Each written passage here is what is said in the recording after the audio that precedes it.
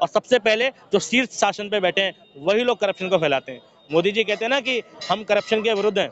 मोदी जी अगर देश में ईमानदार होते तो आज जितने भी करप्ट लोग हैं वो बीजेपी में ना होते। ठीक है, तो ये कोई फैसला आना चाहिए और जो भी दोषी हो, अगर उसमें सत्ता पक्ष दोषी निकल जाए, यानी मोदी जी दोषी निकल जाए, तो उनका इस्तीफा भी मतलब है किसी देश का, किसी व्यक्ति का पहले से बेहतर हो जाना। और मोदी जी के शासनकाल में बेरोजगारी सबसे ज्यादा है, कैसा डेवलपमेंट है, और डेवलपमेंट की पहली कंडीशन है देश में एजुकेशन की दर बढ़ना, साक्षर लोगों की संख्या बढ़ना। क्या देश में शिक्षा का दर बढ़ा? क्या भारत में पहला रोबोटिक टीचर मिला? क्या भारत की शिक्षा में आधुनिक क्रांति आई, टेक्नोलॉजी आई? बैगों में जो 20-20 किताबें बच्चे भर के जाते हैं, वो 20 किताबों की संख्या घटी, एक लैपटॉप लेके जा रहे हैं बच्चे। क्लास डिजिटल क्लासरूम मिली? नहीं मिली। तो मोदी जी ने देश में शिक्षा के लिए कुछ काम तो किया नहीं है। और बात कर रहे हैं विकसित भारत की, दुर्भाग्य है इस देश का कि देश या तो बीते हुए समय में जी रहा है या आने वाले समय में जी रहा है, वर्तमान में जीना ही नहीं चाहता। लोग बात कर रहे हैं कि 70 साल पहले ये हुआ था, 20 साल पहले ये हुआ था, 84 में ये हुआ था, मुगलों ने ये किया था, मुगलों ने वो किया था, और 47 में भारत ये हो जाएगा, 50 में भारत वो हो जाएगा, ठीक है, 55 में ये हो जाएगा। आज क्या है? 10 साल में तुमने क्या किया, वर्तमान की स्थिति में क्या होगा, इस पर बात होनी चाहिए। घोटाले किए हैं सरकार ने, और उस पर एकमात्र देशभक्ति का टैग और राम भक्ति का टैग लगाकर ये सरकार बचती आई है। तो अभी देखो, जब जब ये देश में कोर्ट के जजों ने सरकारों को सख्त किया है, तो उन जजों के साथ कुछ अच्छा नहीं हुआ है। मैं बहुत सौभाग्यशाली हूँ इस देश में कि देश में एक ऐसा जज मौजूद है कि जो लोकतंत्र की रीढ़ बनकर सामने आया है, जस्टिस DY चंद्रचूड़, जिन्होंने लोकतंत्र की आत्मा को जिंदा रखने में बहुत अहम भूमिका निभाई है। और मेरे को याद आते हैं जस्टिस लोया जी, कि जिन्होंने अमित शाह जी का केस खुलवाया था, आज वो दुनिया में नहीं है और उनकी मृत्यु आज भी रहस्य है। तो मुझे चिंतन भी है देश के सुप्रीम कोर्ट के जज के लिए कि कहीं उनके साथ भी कोई अनहोनी ना हो जाए, कोई ऐसे, मैं नहीं चाहूँगा कि कभी भी हो, भगवान ना करे, ऊपर वाला ना करे, लेकिन कभी ऐसा ना हो। लेकिन अगर ऐसा हो जाता तो जिम्मेदारी किसकी होगी? ठीक, क्या सुप्रीम कोर्ट के जज कल को, जैसा कि आप जानते हैं कि जिसके पास ज्यादा चंदा आया है, जाहिर सी बात है वही ज्यादा बड़ा दोषी होगा। और जाहिर सी बात है जो इस पॉलिसी को लाया है वो तो SBI कटघरे में नहीं है, केंद्र सरकार कटघरे में है। कौन लाया था इलेक्टोरल बॉन्ड? किसने बनाया इसको कानून का? ठीक है, बिना किसी संसदीय कार्यवाही के। भाई अगर सरकारें ऐसी स्थिति खड़ी कर रही हैं कि जिसमें तुम चंदा किसी भी पीछे चोर दरवाजे से ले सकते हो, और जनता को देश में अधिकार भी नहीं है कि वो जान सके कि तुम्हें कहां से क्या आया, तो कौन कटघरे में? देश की सरकारें ना। कैसे एक 10 साल से सत्ता में रहने वाली पार्टी अचानक 6,000 करोड़ तक का चंदा ले लेती है? एक 70 साल पुरानी पार्टी जो सरकार में सत्ता में भी रहती है, उस पर सिर्फ 1,000 करोड़ के आसपास चंदा आता है। तो सवाल तो देश की पार्टी से ही होगा, सत्ताधारी पार्टी से ही होगा। SBI क्यों इसको साझा नहीं करना चाह रहा, क्यों उसको टाल दे रहा है? SBI भूल गया है कि सुप्रीम कोर्ट इस देश का आम नागरिक नहीं है कि आप कहो कि लंच के बाद आना और लंच के बाद। मामले को लेकर के लगातार जो है चीफ जस्टिस ऑफ इंडिया मांग कर रहे हैं, लेकिन जो SBI बच रही है, किसको बचाने की कोशिश की जा रही है? CBI और ED सरकार का तोता नहीं है, SBI भी सरकार का तोता है साहब। देखो, CBI और SBI में एक अक्षर का तो फर्क है, एक में C है, एक में S है, बाकी तो BI पूरा ही है। तो तोते जैसा काम तो कर ही रहा है ना SBI। भाई सरकार के इशारों पर चलना है। भाई डेटा तुम्हें कल भी साझा करना है, आज भी साझा करना है, और आप सक्षम है साझा करने के। इसके बावजूद अगर आप साझा नहीं कर रहे हो तो इसका सीधा सा मतलब है कि चोर की दाढ़ी में तिनका है। और दोस्तों नमस्कार, जब से इलेक्टोरल बॉन्ड का मामला सामने आया है, ये मामला सुर्खियों में है। Chief justice of India DY Chandrachud लगातार जो है SBI से मांग कर रहे हैं कि इलेक्टोरल बॉन्ड के माध्यम से कहां से किसने किसने पैसा दिया, लेकिन स्टेट बैंक ऑफ इंडिया जिसके पास जो है 22,000 ब्रांचेस है, करीब जो है 63,000 ATM है, तो बॉन्ड के मामले को लेकर के लगातार जो है चीफ जस्टिस ऑफ इंडिया मांग कर रहे हैं, लेकिन जो SBI बच रही है, किसको बचाने की कोशिश की जा रही है? CBI और ED सरकार का तोता नहीं है, SBI भी सरकार का तोता है साहब। देखो, CBI और SBI में एक अक्षर का तो फर्क है, एक में C है, एक में S है, बाकी तो BI पूरा ही है। तो तोते जैसा काम तो कर ही रहा है ना SBI। भाई सरकार के इशारों पे चलना है। भाई डेटा तुम्हें कल भी साझा करना है, आज भी साझा करना है, और आप सक्षम है साझा करने के। इसके बावजूद अगर आप साझा नहीं कर रहे हो तो इसका सीधा सा मतलब है कि चोर की दाढ़ी में तिनका है। और तिनका नहीं है, तिनके में चोर की दाढ़ी है। आपके कहने का मतलब है ईडी सीबीआई जो है केंद्र सरकार के अधीन है, उसके अधीन तो है, उनके इशारे पे काम कर रहा है, जिसकी तो एसबीआई भी वही। बिल्कुल, जिसकी लाठी उसकी भैंस, ये भारत में होता आया है। मैं सिर्फ ये जानना चाहता हूं कि अगर किसी पार्टी ने, चाहे वो पक्ष का हो, भाई कोर्ट ने ये तो नहीं कहा कि आप सिर्फ कांग्रेस के बताओ या सिर्फ बीजेपी के बताओ। कोर्ट ने कहा जिसने जितना चंदा दिया सबके डेटा साझा करो, चाहे वो इस पार्टी को मिलाओ चाहे उस पार्टी को मिलाओ। तो भाई ये बताओ फिर क्या दिक्कत है एसबीआई को।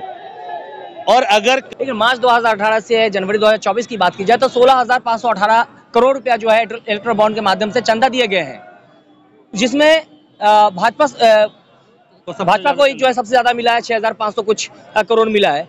लेकिन किसने दिया है, आखिर एसबीआई को क्या डर है, किसका डर जो सता रहा है?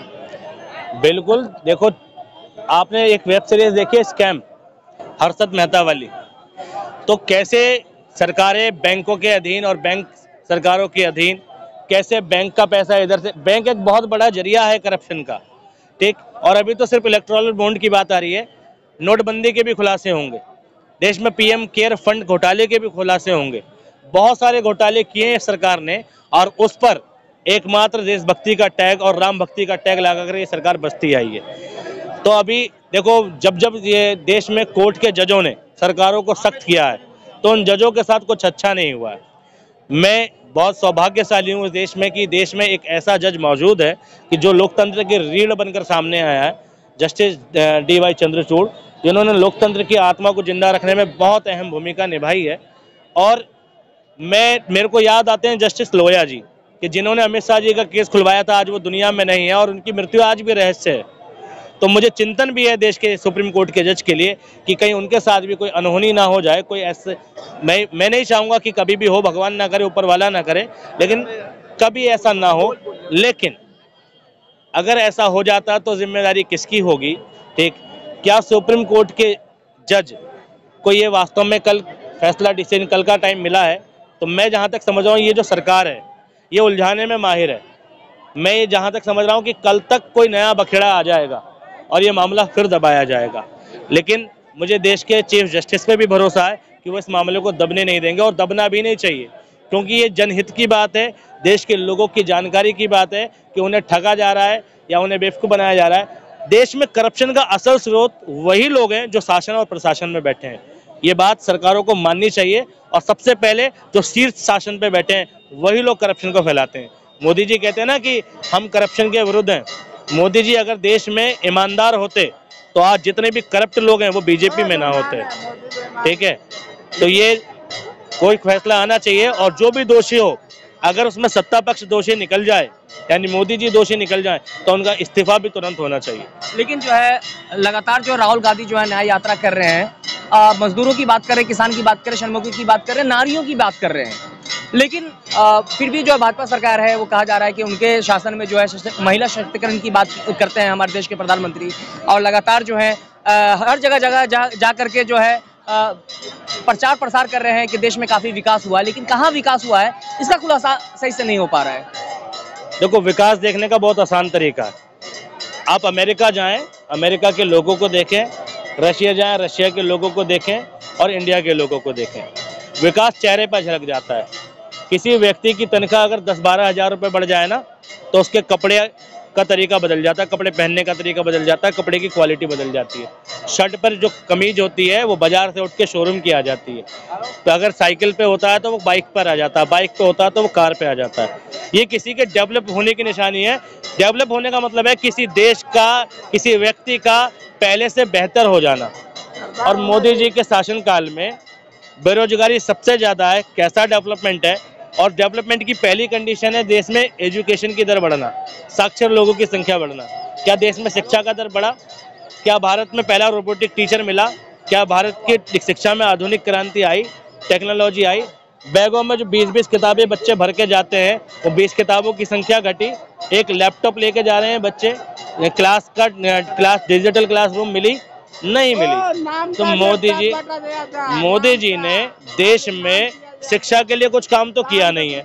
और बात कर रहे हैं विकसित भारत की। दुर्भाग्य इस देश का, देश या तो बीते हुए समय में जी रहा है या आने वाले समय में जी रहा है, वर्तमान में जीना ही नहीं चाहता।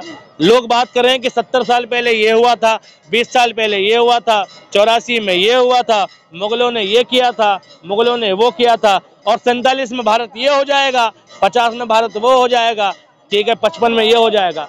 आज क्या है, 10 साल में तुमने क्या किया, वर्तमान की स्थिति में क्या होगा, इस पर बात होनी चाहिए। मोदी जी ने क्या किया 10 सालों में, उपलब्धियां क्या है, इस पर बात होनी चाहिए। अभी वर्तमान टाइम में उनका रिपोर्ट कार्ड पेश होना चाहिए। वो रिपोर्ट कार्ड पेश ना करके आगे की डेट शीट पेश कर रहे हैं। डेट शीट से देश नहीं चलता साहब। आपने वास्तव में अगर देश में काम किया है तो 2014 से जो आपने भाषण दिए थे उन वादों की फहरिस्त लाओ और प्रेस कॉन्फ्रेंस करो, देश की मीडिया को जवाब दो। झूठ 3 प्रकार के होते हैं, एक झूठ, एक सफेद झूठ और तीसरा होता है आंकड़े। और मोदी सरकार और एसबीआई ये तीनों झूठ बोल रहे हैं। ठीक, पहला झूठ, ठीक, मोदी जी मीडिया से बुलवा रहे हैं। ठीक, वो एक पत्रकार है, वो देखा कि उसने चंदे की लिस्ट बताई थी, उन्होंने कांग्रेस का चंदा बताया और बीजेपी का चंदा बताया। ठीक, बीजेपी का चंदा 5000 कुछ करोड़ था, उसमें बताया कि बीजेपी को 60% मिला है जी इसमें से, और जो कांग्रेस का 1000 करोड़ करीब था तो उसमें बताया कि कांग्रेस को 80% मिला है। तो देखो ज्यादा चंदा किसको मिला, यानी 1000 करोड़ में से 800 करोड़ अगर कांग्रेस को मिल गया तो वो ज्यादा है, और बीजेपी को 5000 में से 3000 करोड़ मिल गया तो वो कम है। यानी जनता को भी मिसगाइड करने की कोशिश की जाती है। देश का मीडिया पूरी तरीके से मिसगाइड कर रहा है, आंकड़ों से झूठ बोला। ठीक, अब तुम्हारा एसबीआई झूठ बोल रहा है कि भैया हम डेटा सक्षम, हमारे पास अभी डेटा के लिए लोग नहीं है, ठीक है, सामर्थ्य नहीं कि आपको डेटा पेश कर दें। लेकिन शुक्रगुजार हूँ इस देश के सुप्रीम कोर्ट का कि वो कड़क डिसीजन ले रहा है और देश के बड़े बड़े संस्थानों को, ठीक है, बड़ी बड़ी एजेंसियों को फटकार लगा रहा है और देश के लोकतांत्रिक ढांचे को मजबूत करने में एक महत्वपूर्ण भूमिका निभा रहा है, और ये फैसला होना चाहिए। द इंडियन खबर, सच आपके सामने।